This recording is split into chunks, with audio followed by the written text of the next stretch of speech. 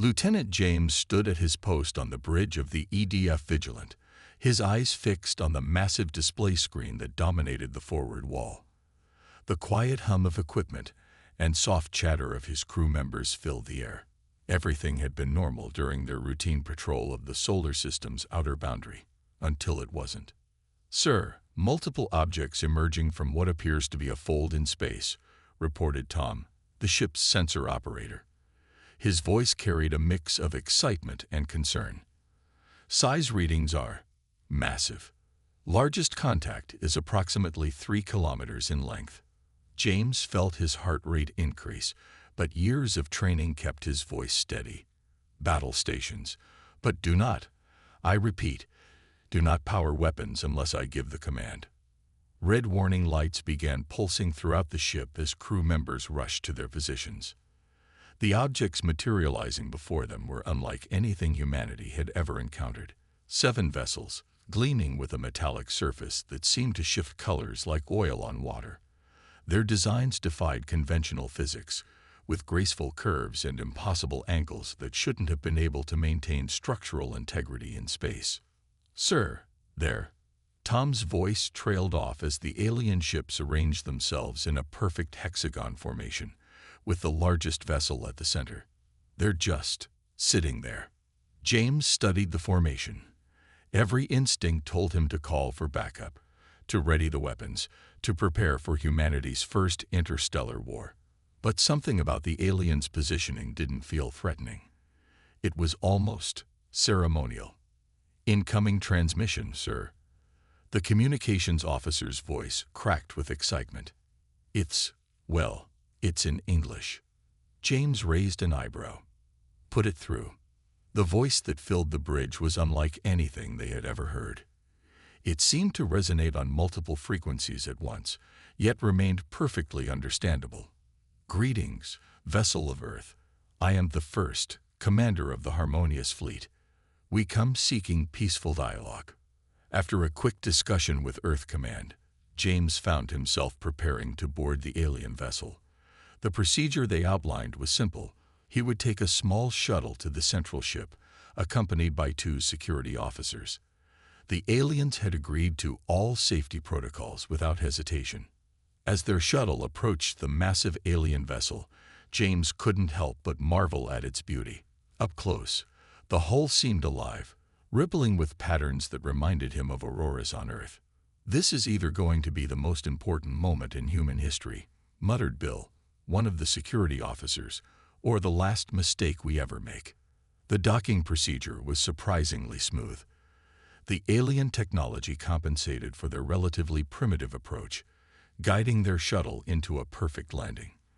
The airlock cycled, and readings showed a perfectly breathable atmosphere beyond. When the door opened, James found himself facing a corridor that seemed to be made of living crystal. The walls pulsed with soft light, leading them toward what he assumed was their destination.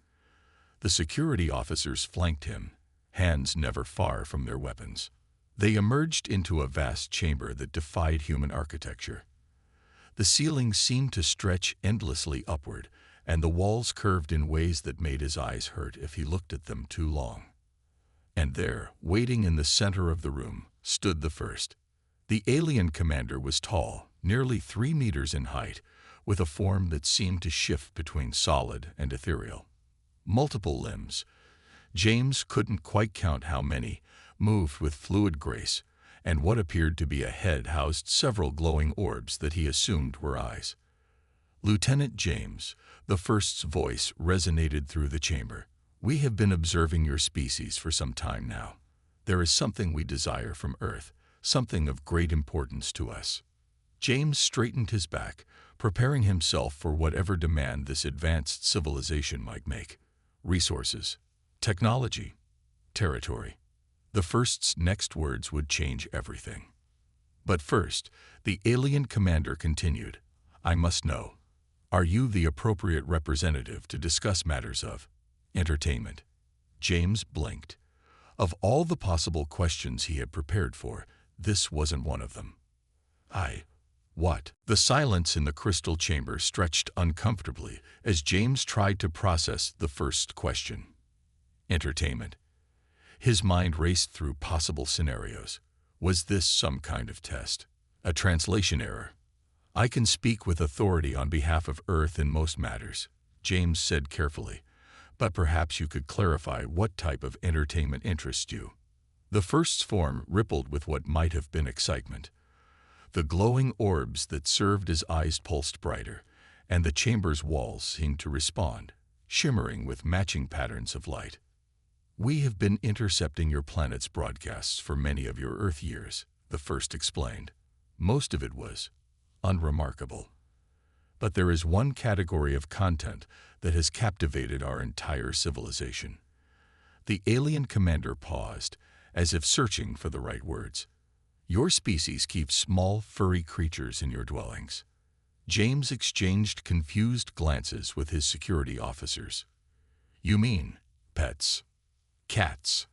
The first's voice resonated with such enthusiasm that the crystal walls vibrated. Your cats, and the moving images you create of them.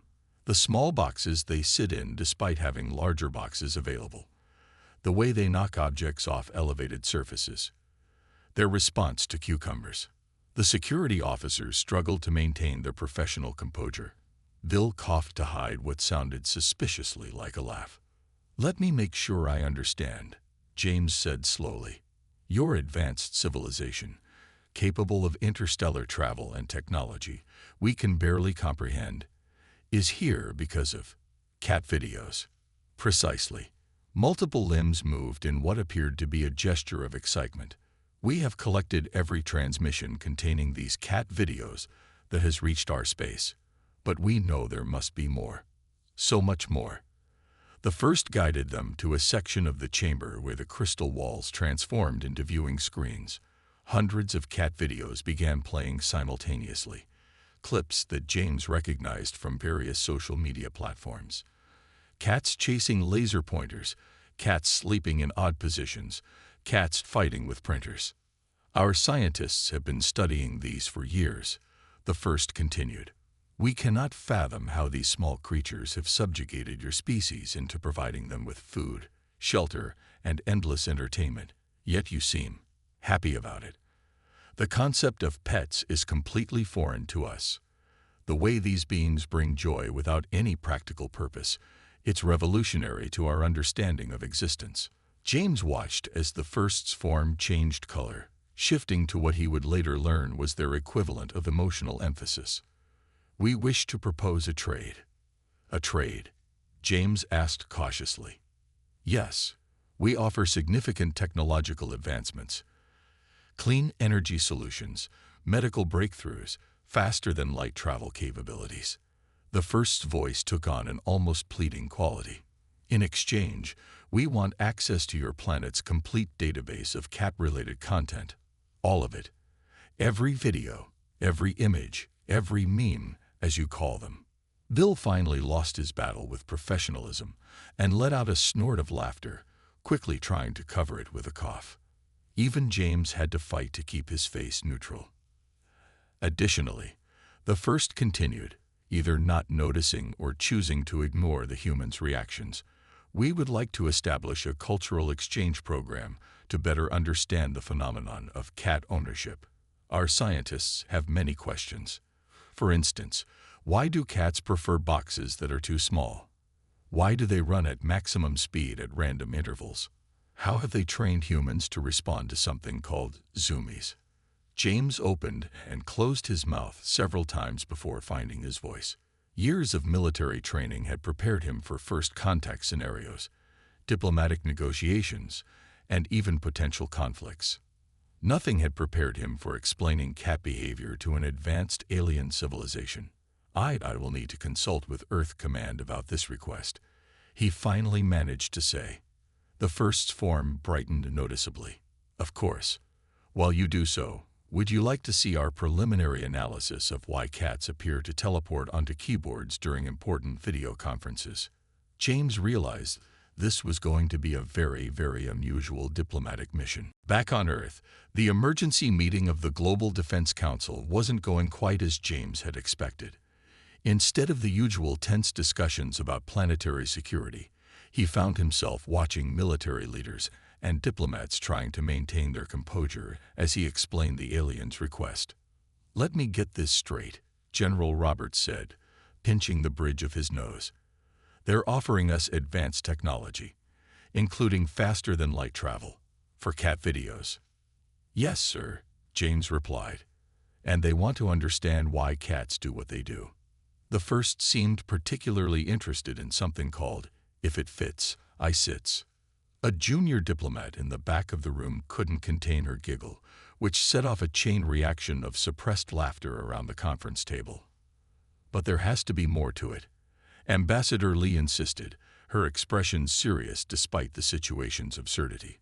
"No advanced civilization would cross interstellar space just for—" She was interrupted by James's comm device projecting a hologram from the first. The alien commander's form shimmered with what they now recognized as excitement. "Apologies for the intrusion." The first's multi-layered voice filled the room. "But we've just intercepted a new transmission. Could someone explain the significance of a cat video titled, 'Chonk O Lord He Comin'?' Our linguistics team is particularly confused by this dialect." The council chamber erupted in poorly concealed snickers. Even the normally stoic General Roberts had to turn his chair around to compose himself. "There's something else you should know," James added once the laughter subsided. The first explained that their species has no concept of keeping other creatures as companions. They're a highly logical race. Everything in their society serves a practical purpose.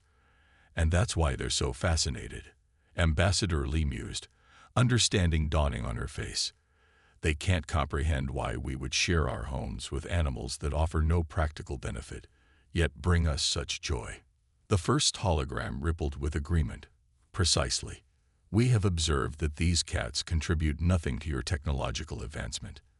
They do not assist in food production. They often actively disrupt your work, yet humans consistently rate their happiness higher when sharing space with these creatures. It defies all logical analysis."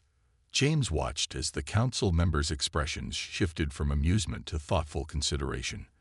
They were beginning to understand the deeper implications of this cultural exchange. "There's more," James continued. "The first told me their society has no equivalent to play or entertainment for its own sake. Everything must have a purpose, a measurable outcome.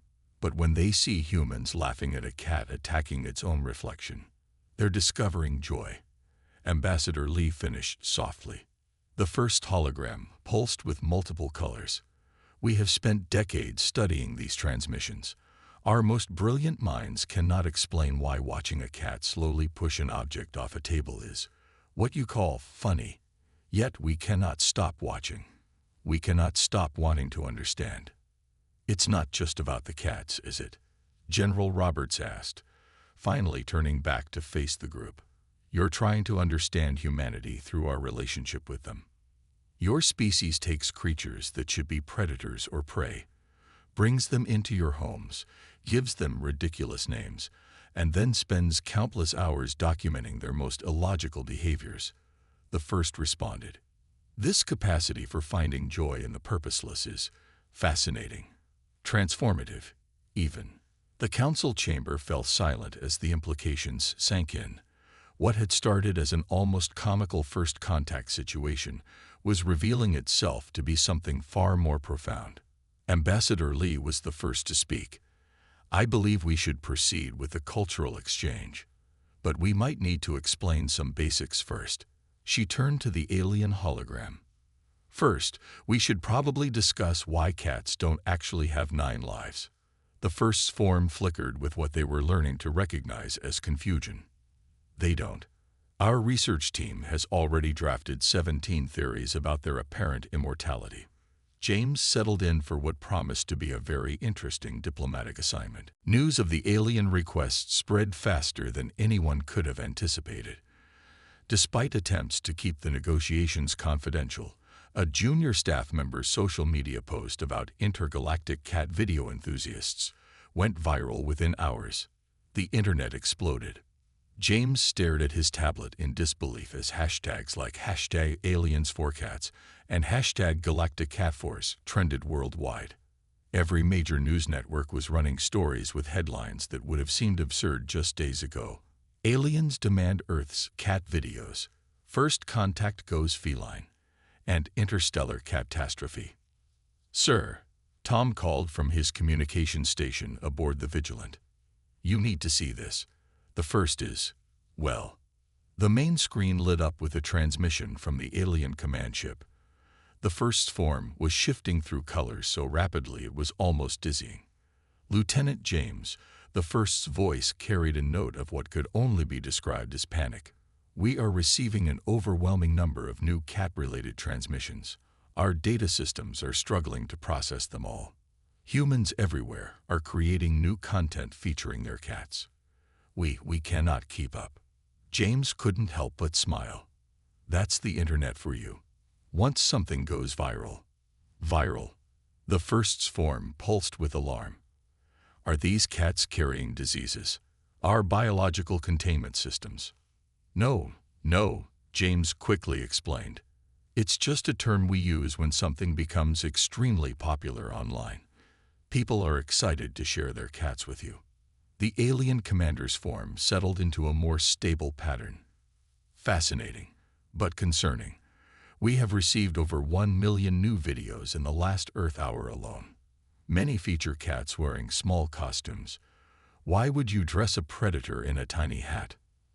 "Because it's cute," James replied, then realized he'd need to explain the concept of cute to a species that operated purely on logic. Meanwhile, on Earth, the situation was getting out of hand. Cat shelters reported record adoption rates as people rushed to create content for their new alien audience.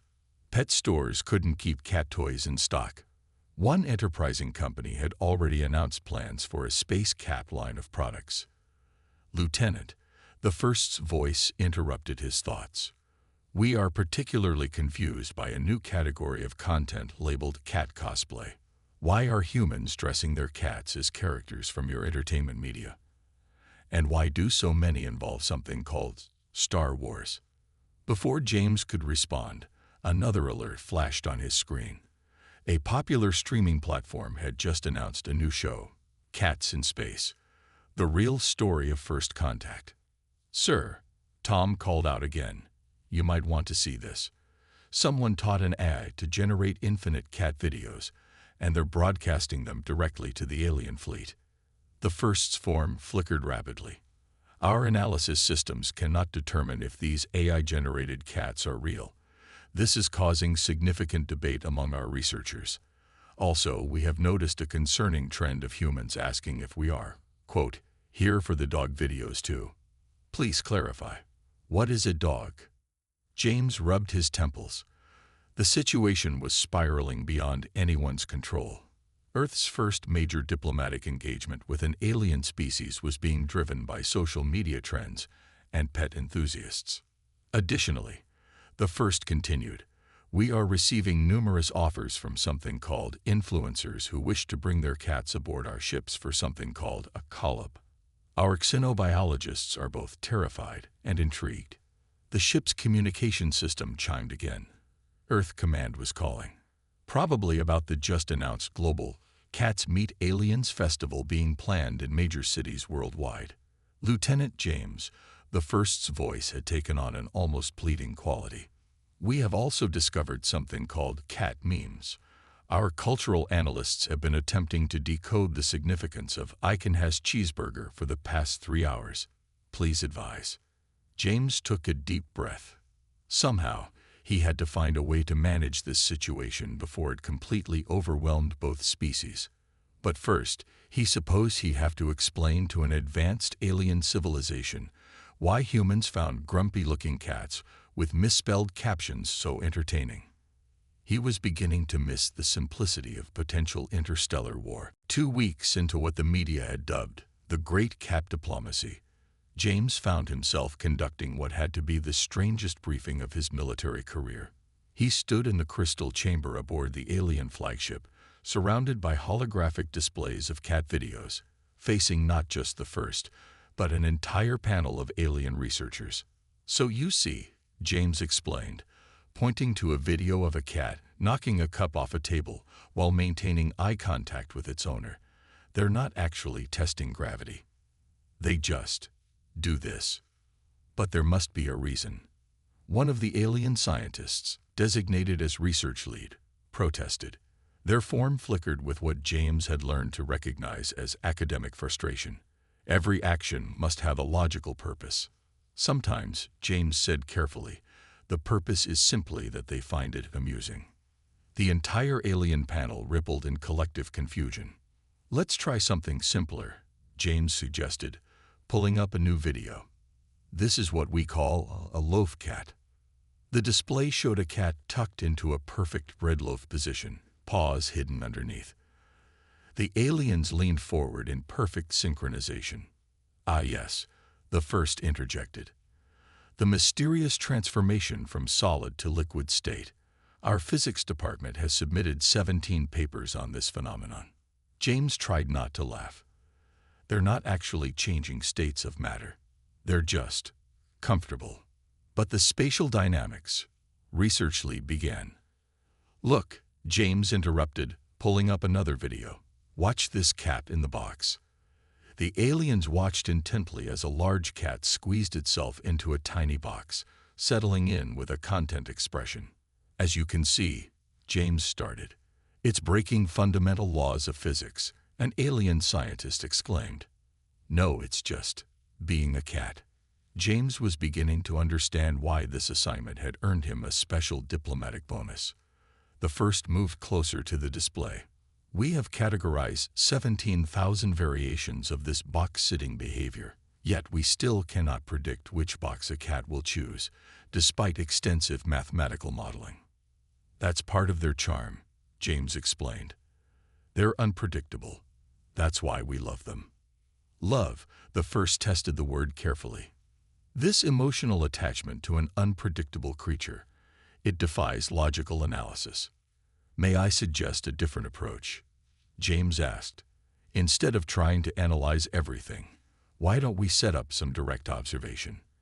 The alien panel buzzed with interest. 20 minutes later, James watched as the first encountered their first actual cat. He'd arranged for one of the crew members' pets, a friendly orange tabby named Mouse, to be brought aboard under careful supervision.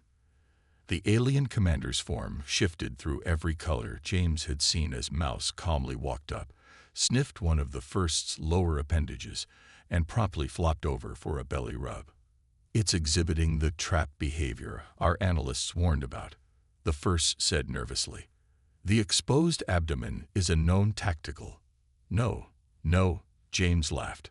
"Mouse just wants attention. Here, let me show you." He demonstrated how to pet the cat, and after some hesitation, the first extended an appendage. Mouse started purring immediately. The sound sent the alien scientists into a frenzy of readings and measurements, but the first remained perfectly still, focused entirely on the small creature now rubbing against their form. "The vibrations," the first said softly. "They serve no practical purpose, yet they make you feel good," James finished. "That's kind of the whole point." Mouse chose that moment to start kneading the first's lower appendage, sending the research team into another round of excited measurements. The first's voice carried a new tone James hadn't heard before. "I believe I'm beginning to understand." James watched as the powerful alien commander of an advanced civilization became completely entranced by a purring cat. Sometimes, he reflected, the most important diplomatic breakthroughs didn't require complex negotiations or advanced technology.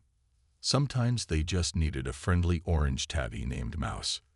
"Lieutenant James," the first said, still focused on the purring cat, "I believe we need to revise our cultural exchange protocols.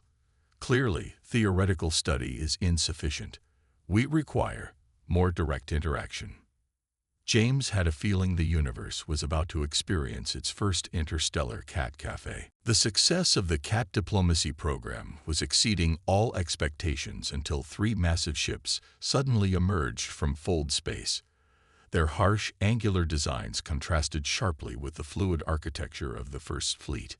James was on the bridge of the Vigilant when the new vessels appeared.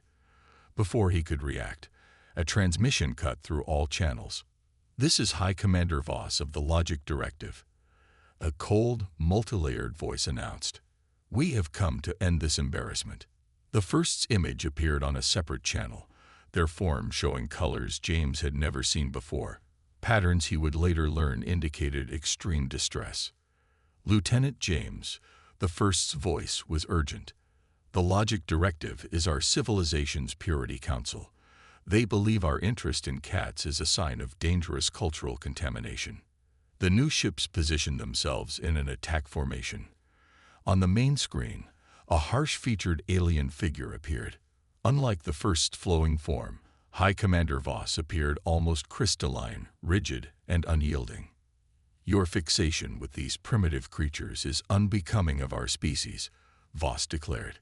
"The First, you are hereby relieved of command. This illogical exchange ends now." James watched as the First's flagship was caught in some kind of energy field. On the lower deck of the alien ship, where they had set up what was essentially an interstellar cat sanctuary, dozens of sensors began flashing warnings. "The containment fields around our cat habitat are failing," the First reported, their form flickering with worry.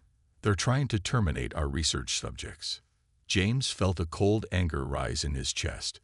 These aliens might not understand, but he'd spent weeks watching the First and their crew discover the simple joy of cat companionship. He'd seen hardened alien scientists melt at the sight of kittens playing. He wasn't about to let anyone destroy that. "Open a channel to all ships," he ordered. "Lieutenant," Voss's cold voice filled the bridge. "This matter does not concern you." "With all due respect, High Commander," James replied, "it absolutely does." He took a deep breath. "You think our relationship with cats is illogical. Let me tell you what's illogical. Traveling across the galaxy to stop people from enjoying something that makes them happy." He signaled to Tom, who began transmitting their archived footage of the First crew interacting with cats. Scenes played across all channels. Alien scientists learning to play with laser pointers, the First discovering the joy of a purring cat in their lap, junior researchers celebrating when a shy cat finally trusted them enough to approach. "Look at your own people," James continued. "Really look at them. Are they contaminated? Or are they discovering something your logic hasn't accounted for?" "Irrelevant," Voss snapped. "Happiness without purpose is." "Who says it has no purpose?"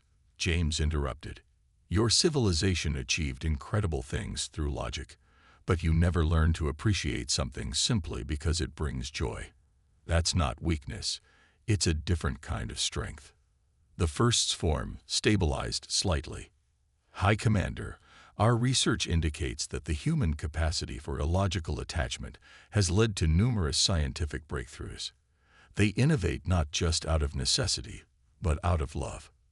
And sometimes," James added, "out of a desire to make their cats more comfortable. Do you know how many human inventions started because someone wanted to make a better cat toy?" He nodded to Tom, who transmitted data on various human technologies that had evolved from pet care. The bridge fell silent as the Logic Directive ships processed the information.